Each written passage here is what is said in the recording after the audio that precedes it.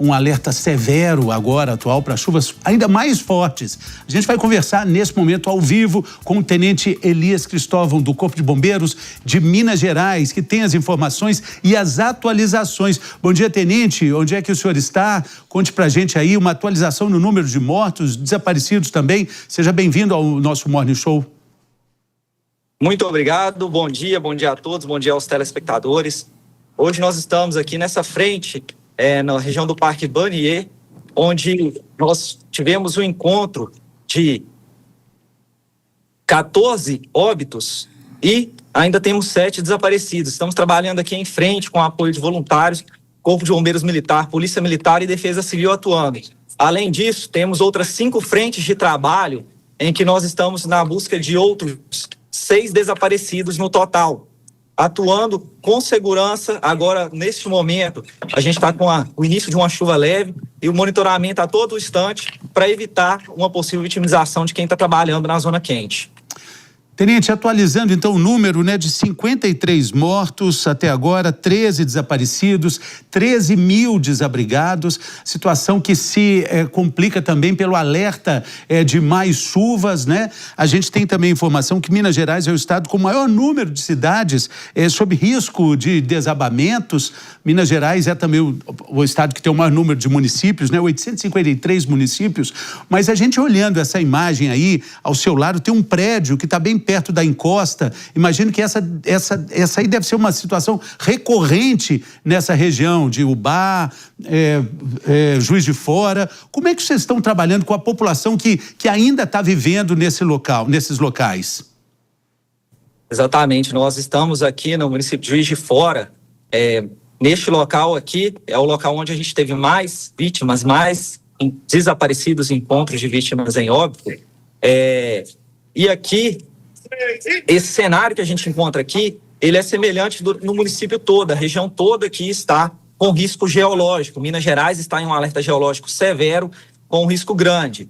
No total, em Juiz de Fora, foram 47 vítimas encontradas em óbito. Estamos com 13 desaparecidos dentro do município de Juiz de Fora. Somando-se a isso, o município de Ubá, foram encontrados 6 vítimas fatais, ainda com 2, estamos em busca de 2 pessoas desaparecidas, totalizando as 53 vítimas e 15 desaparecidos. Mas o cenário aqui é ainda de indícios de chuva, nós temos previsão de chuva e onde está aqui a minha retaguarda, onde está atrás de mim, é um cenário que a gente encontra por toda a região. Muito bem. E, Tenente, como é que está a estrutura do Corpo de Bombeiros aí em Minas Gerais? Porque vocês tiveram que levar cães, equipamentos, vocês montaram aí, literalmente uma operação de guerra, Como é que está funcionando essa estrutura com máquinas, homens, os cães farejadores tão bem treinados pelo Corpo de Bombeiros? A operação aqui foi mobilizada com os maiores e melhores recursos possíveis. Nós estamos com a média aqui diária de mais de 130 militares operando ininterruptamente. Durante o dia, durante a tarde, madrugada, nós estamos operando na busca dessas vítimas, totalizando já mais de 60 horas de operação ininterruptas. Além disso, nós estamos atuando com drones, helicópteros e cães farejadores, que é uma grande expertise que nós adquirimos em outras operações, a destacar Brumadinho, para encontro de vítimas, que facilita muito a indicação de um possível local onde tem uma vítima. Tenente, e assim, do ponto de vista aí da sua observação, como é que está a cidade?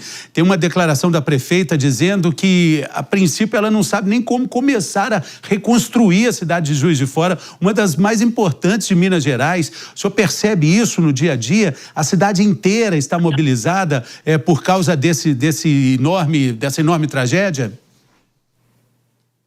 Nesse momento, o risco geológico de movimento de massa, de novos deslizamentos, e tanto quanto o risco hidrológico, ele se mantém alto. E a cidade, de fato, ela está com diversos danos. Porém, é importante a integração de todos os órgãos que atuam nesse cenário: Corpo de Bombeiros Militar, Defesa Civil, Polícia Militar, o Poder Executivo Municipal atuando e o Poder Executivo Estadual atuando junto para poder reintegrar a cidade, reestruturar a cidade, recuperar ao status quo que ela estava antes das chuvas. Então, a prioridade é que nós não tenhamos novas vítimas decorrentes desses eventos climatológicos Então, nós trabalhamos com segurança e pedimos que a população obedeça às ordens das autoridades para se retirar das áreas de risco e que não retornem para buscar documentos, roupas, remédios, não retornem às áreas de risco, que aguardem o trabalho das autoridades para fazer essa reestruturação. Pois é, sobre isso que eu queria conversar com o senhor também, tenente, porque esse retorno às áreas de risco acaba sendo um ponto de muita sensibilidade, as pessoas deixam para trás documentos, até coisas de valores também, e nesse momento, infelizmente, acontece, né, algo que em todas as situações assim, né, depredações, saques, como é que isso está sendo administrado em Juiz de Fora? Qual é a percepção que o senhor tem pela experiência que o tenente tem? Como eu disse, a coordenação dos esforços, tanto para a parte emergencial que o Corpo de Bombeiros Militar está atuando, quanto para a parte humanitária está sendo feita da melhor maneira possível. As pessoas estão tendo abrigos, as que estão desabrigadas estão recebendo abrigos e toda a necessidade básica com os órgãos competentes. O importante nesse momento é a solidariedade, tanto do poder público que está atuando aqui, quanto dos voluntários, para a gente atuar com integração, segurança e dar um pequeno conforto para essas pessoas que perderam bens materiais, mas que, graças a Deus, ainda têm o maior bem, que é a vida, para se reestruturar. Muito bem. Olha, Tenente Cristóvão, Elias Cristóvão, muito obrigado pela participação aqui no Morning Show, um bom trabalho. Imagino que o senhor vai ter um longo dia aí de trabalho pela frente. Um grande abraço aos amigos de Juiz de Fora e também ao Corpo de Bombeiros, esse orgulho brasileiro. Parabéns pelo trabalho e boa jornada.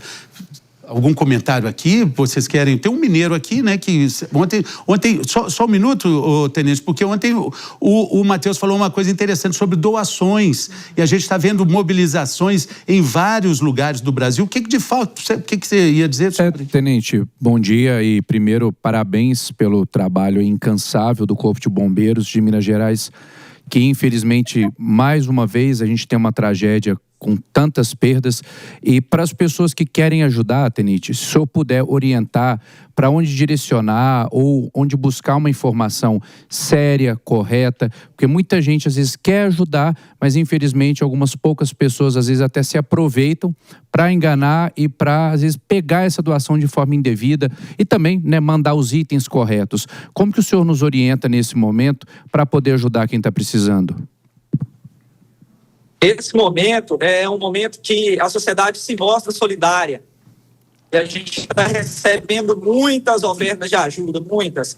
Tanto a ajuda logística com equipamentos, por exemplo, drones e equipamentos para atuação em campo, quanto a ajuda humanitária. O que a gente orienta é que essas doações, essas ajudas sejam feitas e coordenadas para pessoas do poder público, seja oferecendo apoio logístico ao Corpo de Bombeiros Militar, se direcionando ao 4º Batalhão de Bombeiros Militar aqui em Juiz de Fora, ou se direcionando a agentes da Defesa Civil, da Polícia Militar e da Prefeitura Municipal, para oferecer esses recursos conforme o que for necessário, mas que sejam ofertadas a agentes públicos, para evitar essa questão de fraudes e golpes no momento que é tão triste para a sociedade e que, infelizmente, algumas pessoas de fato se aproveitam para ganhar algum valor. Muito bem. Tenente Cristóvão, muito obrigado pela participação, bom trabalho para o senhor aí, valeu. E aí,